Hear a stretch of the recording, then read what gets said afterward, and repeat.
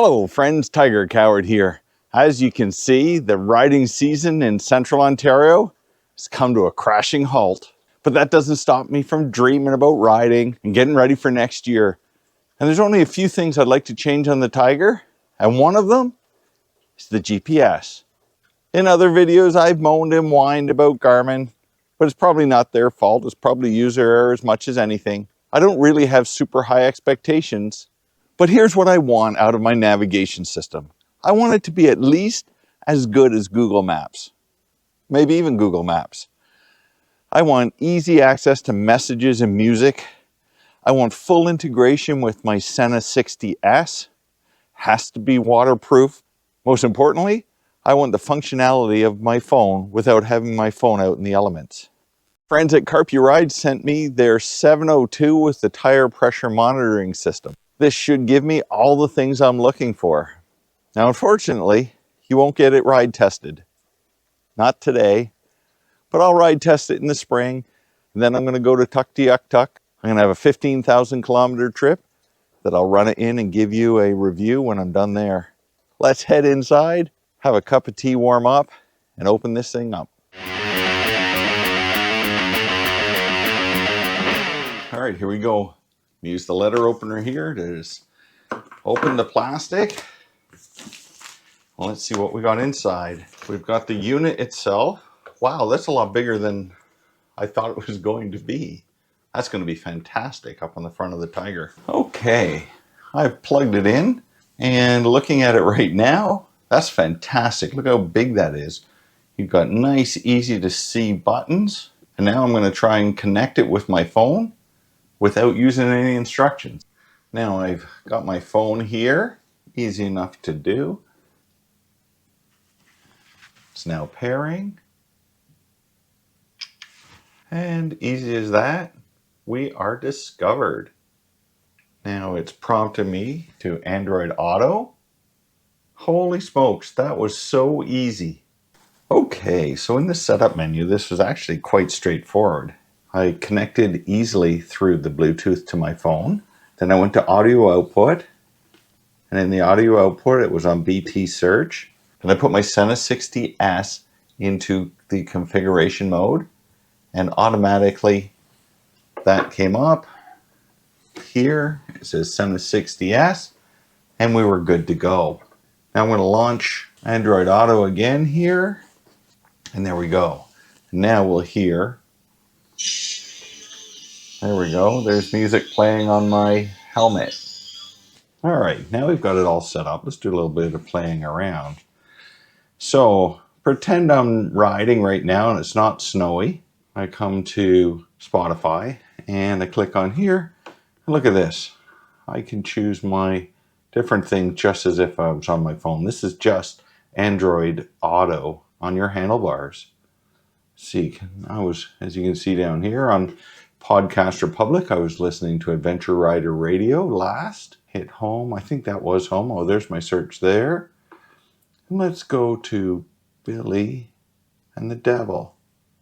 Click on it, and we got Billy and the Devil playing. That's pretty cool. All right, let's go back to Maps, Search, an eye care place. Can't remember why I was there, but let's go. Perfect. This is so easy to use. I love it. All right. I can play Podcast Republic. And all of these icons, you can actually customize it on your phone and it shows up here. And if you want to get out of the app, you just hit exit and it takes you back to the Carpuride main page. What you've got here is you've got a compass, front wheel and rear wheel tire pressure gauges. I did get those as well, and I'll put those on the bike. I don't think there's really much else to show you. It's so easy to use, just like being in the car, just like using your phone. What I like the most about this is we're using the brain power from your phone on this system here. And it means you don't have to look at a different type of GPS or GPX files. You don't have to learn something else or hook something to your Wi-Fi. It all comes through your phone. 2 thumbs up for me on ease of use. And look at the size of this thing. It's huge. Okay, so let's look what else is inside of the box. We've got ourselves a tiny little wrench, and that is for these tire pressure gauges. These are quite simple. All you do is you put the locking nut on, then you put the sensors on where the cap goes, then you tighten them up with the little wrench. That's awesome. Got two types of mounts in here. We have the ram type mount with a handlebar mount as well. And I love they've taken the little time to put the little plastic inserts in there so it doesn't mark up your bars. I always end up putting electrical tape on everything, but that saves me doing it. And then we have the block type mount. This is what I'm going to be using, the block type mount. I have a bar up above my speedometer, and I'll be able to put this right on there. This is going to be perfect for me. We have our wire here with the fuse on. It's a 1 amp. I will be wiring that into a switch connection under the passenger seat. I'll be doing that again in the spring. All around, thank you, Carpuride. You thought of all the things that we need to mount them on our motorcycle. All right, so in summary, we've got a nice big bright unit that's going to go up. It's going to sit on the Tiger right above my speedometer. Most importantly, it gives me the function of Android Auto on my motorcycle. I'm harnessing the brains from my phone. I don't have to use Basecamp or the Garmin app. This is going to be sensational. So next spring when I mount it up and the snow's all gone, I'll let you know how it works. Okay, before we wrap up, please leave me a note in the comments. Let me know where you're tuning in from and whether it's snowing where you are. Also, let me know how you do your navigation. Are you using a GPS? Or are you using something like this, or do you just rely on your phone? If you are interested in buying one of these units, have a look in the description of the video and you'll find a discount code. No point paying full price when you can get a Tiger Coward discount. Go forth with an open mind and most importantly an open heart.